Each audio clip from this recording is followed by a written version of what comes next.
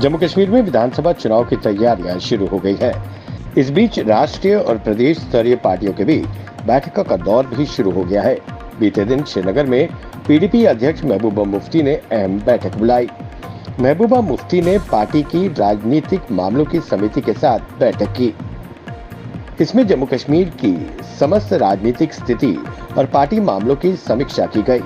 बैठक में पार्टी के वरिष्ठ नेताओं ने भाग लिया और मौजूदा राजनीतिक माहौल से निपटने और पार्टी की स्थिति को मजबूत करने के लिए प्रमुख मुद्दों और रणनीतियों पर चर्चा की गई। जम्मू कश्मीर 5 वर्षों में दूसरे बड़े कानूनी बदलाव के लिए तैयार है। 31 अक्टूबर 2019 को रणवीर पैनल कोड आरपीसी की जगह इंडियन पैनल कोड आईपीसी ने ले ली थी। अब 1 जुलाई से आईपीसी की जगह 3 नए आपराधिक कानूनों भारतीय न्याय संहिता, भारतीय नागरिक सुरक्षा संहिता और भारतीय साक्ष्य अधिनियम लागू होने जा रहे हैं, जिसके तहत सभी आपराधिक मामले दर्ज होंगे। 3 नए कानूनों के लागू होते ही 0 एफआईआर की सुविधा मिलेगी। महिलाओं से जुड़े ज्यादातर आपराधिक मामलों में पहले से ज्यादा सजा होगी। साथ ही इलेक्ट्रॉनिक सूचना से भी एफआईआर दर्ज हो सकती है। वहीं सबसे महत्वपूर्ण सामाजिक सेवा जैसे प्रावधान भी लागू होंगे। जम्मू कश्मीर के इंजीनियरिंग कॉलेजों में समय की मांग के अनुरूप नए पाठ्यक्रम शुरू नहीं कर रहे हैं। यही कारण है कि इन इंजीनियरिंग कॉलेजों में विद्यार्थियों का मोह भंग हो गया है। कुछ एक प्राइवेट इंजीनियरिंग कॉलेजों को छोड़ दें तो अन्य सभी प्राइवेट व गवर्नमेंट कॉलेजों में नए कोर्सेज शुरू नहीं हो रहे हैं।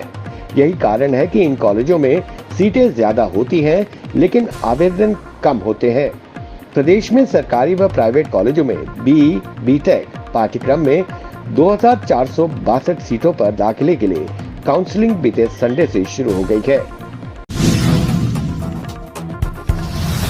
कांग्रेस पार्टी ने कहा कि संसद को एक कानून पारित करना चाहिए ताकि आरक्षण की सीमा 50% से अधिक हो सके।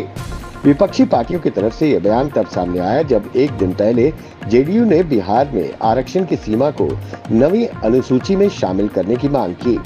जेडीयू की राष्ट्रीय कार्यकारिणी की बैठक में आरक्षण की सीमा 50% से बढ़ाकर 65% करने की अपील की गई।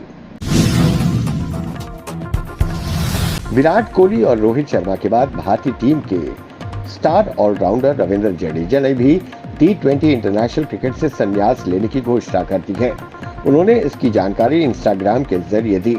रविंद्र जडेजा ने लिखा, पूरे दिल से आभार जताते हुए मैं T20 इंटरनेशनल मैचों को अलविदा कहता हूँ।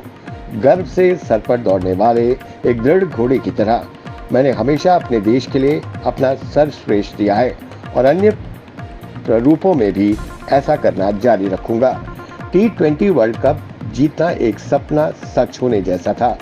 मेरा T20 इंटरनेशनल करियर का एक शिखर, यादों, उत्साह और अटूट समर्थन के लिए धन्यवाद। जय हिंद। संत निरंकारी मिशन द्वारा राजौरी द्वारा ब्लड डोनेशन कैंप आयोजित किया गया, जहां 70 से ज्यादा लोगों द्वारा रक्तदान किया गया। संत निरंकारी मिशन ब्रांच राजौरी में आयोजित इस ब्लड डोनेशन कैंप का उद्घाटन डीसी राजौरी ओम प्रकाश भगत और मिशन के जोनल इंचार्ज बीपी सिंह और संयोजक अनिल कपूर द्वारा किया गया। इस अवसर पर डीसी राजौरी ओम प्रकाश भगत ने भी रक्तदान किया। वहीं उन्होंने लोगों से रक्तदान करने का संदेश दिया। डीसी ने सामाजिक क्षेत्र में संत निरंकारी मिशन की सेवाओं की सराहना करते हुए कहा कि रक्तदान मानवता की सबसे महान कार्यों में से एक है, क्योंकि एक व्यक्ति दूसरे व्यक्ति का जीवन बचाता है। राष्ट्रीय जांच एजेंसी एनआईए ने रियासी आतंकी हमले मामले में राजौरी जिले में कई स्थानों पर छापेमारी की। एनआईए की ओर से जारी एक बयान में कहा गया कि तलाशी में आतंकियों और ओवरग्राउंड वर्कर्स के बीच संबंधों को दर्शाने वाली कई चीजें जब्त की गई हैं।